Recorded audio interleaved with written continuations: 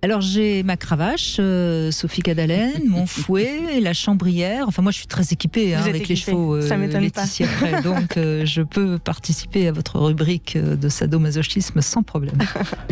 Bon, j'aimerais commencer par vous présenter mes vœux de douceur à vous tous, à vous Brigitte, Sophie, Bénédicte et surtout toi, Benoît. Ah, Benoît. Voilà. Benoît a sa préférence. Bon. Peut-être parce que c'est un homme, tout simplement. Peut-être parce qu'il est beau aussi, peut-être parce qu'il est charmant. Alors, pour entamer cette année de Sexe et dans le pré, mes petits bergers, je voudrais commencer en douceur cette première sexy news de l'année en vous présentant les services de Viola Fettori, qui est dominatrice sadomasochiste professionnelle. On va parler d'une douceur. Johnny, moi j'aime l'amour qui fait boum. Vas-y, fais-lui mal. Vas-y, fais-lui mal. Vas-y, fais-lui mal. Vas-y, fais-lui mal. Elle n'est pas interdite, cette chanson? Alors, elle n'est pas interdite, mais vous devez être majeur quand vous voulez la consulter sur YouTube. C'est mon cher Benoît qui m'a appris ça. Ah oui. Oui, sachez-le. Alors, on commence comme d'habitude par l'étymologie du mot. Sadomasochisme, c'est un mot valise provenant du marquis de Sade, sadisme, le premier mot, provenant du marquis de Sade, connu pour ses écrits libertins, où il traite du fait de faire mal à autrui, et masochisme, qui vient de Léopold von Sacher-Masoch, j'espère que je prononce bien, À peu près. dont l'œuvre met en scène la soumission sexuelle. Voilà, moi j'ai rencontré Viola et j'aperçois ce petit bout de femme, toute mignonnette, toute coquette, observatrice derrière ses lunettes, et j'étais loin de me douter que j'étais en train de rencontrer la fille spirituelle de Dexter. Oui, parce qu'elle est fétichiste du sang. Voilà, elle est passionnée du sang. Elle est sadomasochiste, c'est-à-dire qu'elle aime faire mal. Elle-même a été soumise, elle a été déçue par des maîtres. Voilà pourquoi elle a switché.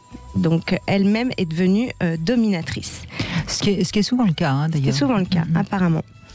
Du coup, son nom, d'où vient-il? Elle a choisi Viola pour faire référence à la violence et Fettori en référence au fétichisme et à la comtesse de Bathory qui avait pour habitude de prendre des bains de sang. Alors en discutant avec elle, j'ai découvert comment se déroulait une séance de sadomasochisme et j'ai trouvé beaucoup de références romanesques en fait. Le lieu où se déroule une séance de sadomasochisme est appelé un donjon. Ceux qui maîtrisent la séance sont donc des maîtres et des maîtresses. Et si vous voulez arrêter une manipulation, avec Viola en particulier, il faut crier « Pitié !» Voilà, j'ai trouvé ça très romanesque, très limite romantique. Alors de base, elle est photographe. Romantique, je sais pas, mais en tout cas, il y a des rituels. Enfin, c'est presque cinématographique. Exactement. Et du coup, alors de base, elle est photographe et elle allie ses deux passions aujourd'hui en photographiant des verges ou d'autres parties du corps qu'on pourrait pas trop soupçonner sur ses photos, où elle insère des dizaines et des centaines d'aiguilles, et je dois dire que le résultat est assez esthétique. Malheureusement, vous pourrez pas le retrouver aujourd'hui sur Instagram, son travail, puisqu'il y a une vraie chasse aux sorcières qui se passe sur ses réseaux sociaux, qui écrase complètement les comptes de ces personnes qui oseraient montrer le moindre téton, ou alors des penchants, enfin des pratiques non conventionnelles, on va dire. Vous pourrez toutefois la retrouver sur Twitter ou d'autres sites, mais si je les prononce, on va me taxer de proxénétisme, donc je vais éviter.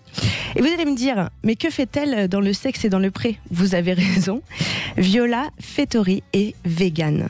Tous les produits et accessoires qu'elle utilise sont 100% végétales ou naturels. D'accord, donc elle ne mord pas ses patients, si je puis dire. Par exemple, ou la petite badine qu'elle s'est récemment offerte n'est pas en cuir animal. Donc voilà, faites un geste pour la planète. Elle n'est pas en cuir, tout simplement. La badine? Bah oui. Parce que à part le cuir animal, je vois pas comment elle pourrait être en cuir. Oui, alors d'une matière végétale. Elle n'est pas en cuir animal. Elle provient pas de. Oui, mais je veux dire, le cuir, c'est forcément animal. D'accord, je ne savais pas. Bah oui. Non, mais il me semble, non, enfin, Sophie. Peut-être. Oui, c'est une peau. Bah oui, c'est de la peau, oui. C'est de la peau, en effet. J'aurais appris un truc aujourd'hui, ça serait pas mal. En tout cas, faites un geste pour la planète, faites-vous fouetter par Viola. Alors, elle pratique le balbusting, elle pratique le trampling et tout un tas d'autres techniques élaborées en sécurité, puisqu'elle a été formée, elle est certifiée hygiène et salubrité, donc c'est la formation que suivent les tatoueurs et les perceurs. Alors si vous voulez découvrir tout son univers, je vous donne rendez-vous sur l'Instagram Le Sexe est dans le pré, où vous pourrez découvrir un podcast, le premier du genre, où je l'ai interviewé pendant quelques minutes. Petite citation de Gilles Perrault. Tout couple humain vit dans un rapport qui, d'une certaine façon, à un moment ou un autre, est d'ordre sadomasochiste. C'est peut-être un peu exagéré, non, Sophie Cadalen? En tout cas, on a certainement des tendances, effectivement, à vouloir exercer son pouvoir sur l'autre, peut-être à exercer sa capacité à faire mal à l'autre. Est-ce qu'on en devient sadique ou masochiste pour autant? Je suis pas sûre. Non, je crois qu'il faut faire attention parce que avoir envie de mordre, de griffer, de serrer fort, c'est des pratiques assez compréhensibles et certainement très fréquentes. Le sadomasochisme, c'est quand même la jouissance dans la douleur. Hein. Alors après, pourquoi pas? Après tout, c'est entre personnes consentantes. Moi, j'ai rien à dire. Mais de là à penser que dans chaque couple, il y a un peu cette tendance-là, je crois qu'il faut faire attention. Hein. Faut faire attention parce que ça. Faut faire attention, Gilles Perrault, à ce que vous dites. Oui, n'est pas d'accord. Non, mais c'est vrai. C'est important parce que imaginez qu'il y a quelqu'un qui nous écoute et qui a envie, par exemple, de cravacher son épouse. Ce soir, sous prétexte de cette phrase qu'il aura entendue, il se l'autorisera.